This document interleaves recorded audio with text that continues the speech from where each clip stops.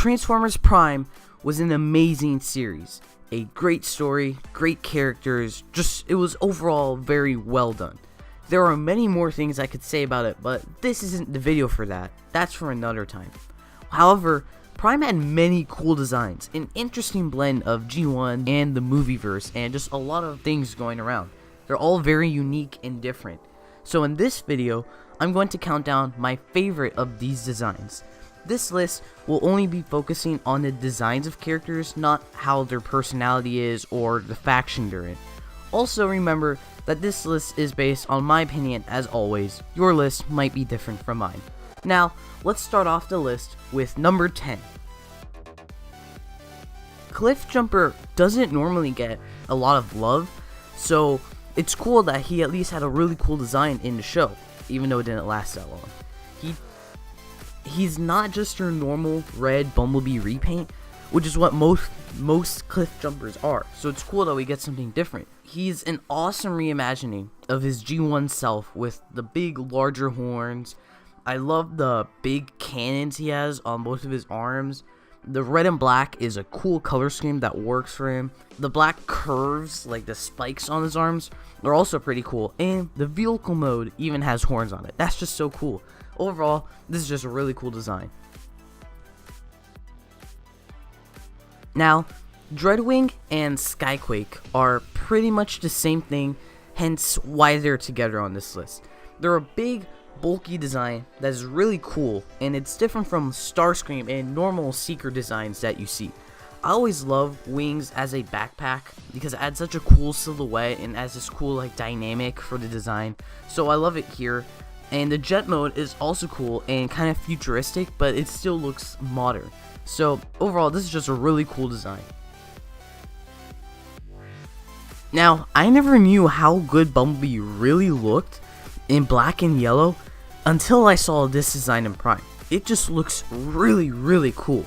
Bumblebee's yellow earlier in the series could be a bit too much for me at times, but using it as an accent color here among all the black really works. It's a really big departure from the normal Bumblebee designs being all yellow, but it just looks awesome here. And it definitely shows how the tone of the show was changing to a more darker kind of feel. So overall, I think it just works really well. Yes, Ultra Magnus does look like Optimus in the first 2 seasons of the show. His shoulder pads are pretty cool and change his silhouette from normal characters. His chest plate is also pretty cool, but there's not much to say about that. I like the shade of blue that is used here. It differentiates him from his G1 because that was more of a darker blue.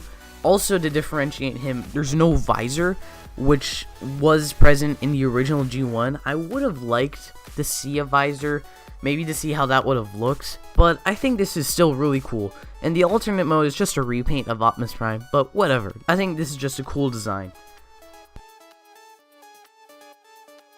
Knockout is red, aka automatically cool. He's really slim and he's really unique in the series compared to all the other Decepticons being big and bulky or jets. The door chestplate gives off a Kamen Rider Cross Z look with the wings kinda. And the door wings on the forearms, I think they could have been done better because they're just kind of there on the arm and they look too big. Maybe if they were broken up along the entire arm to kind of give this more slim feel. But I think they still look cool. And one interesting thing I want to talk about is just he has the most unique eyes in the series. Like if you compare his eyes with everyone else's, they're like the most unique. That's just a weird thing that I noticed. But overall, this design is really juicy.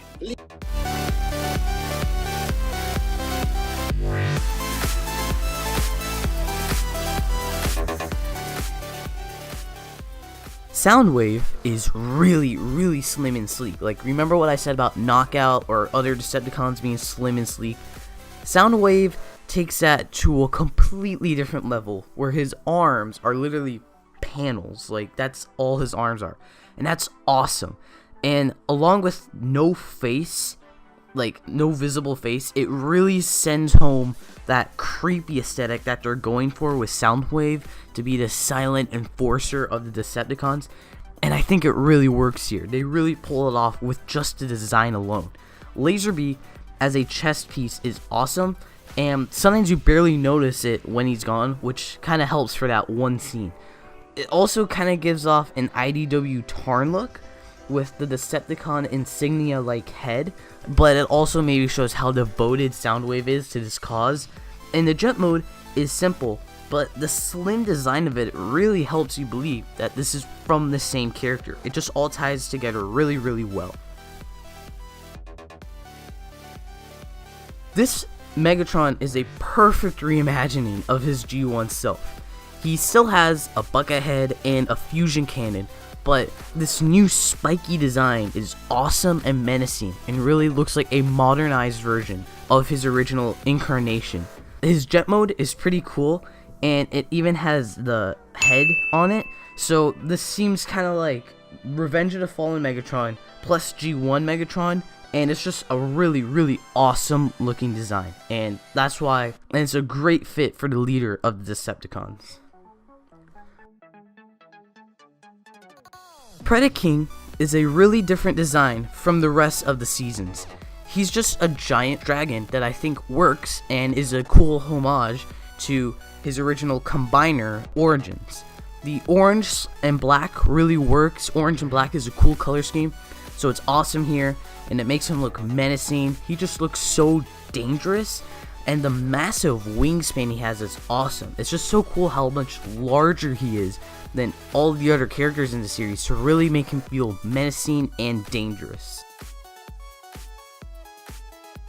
Now I'm calling this Galvatron because it's not really Megatron and it's not really Unicron, but they never call him Galvatron. But let's be honest here, it's obviously meant to be a reference to Galvatron.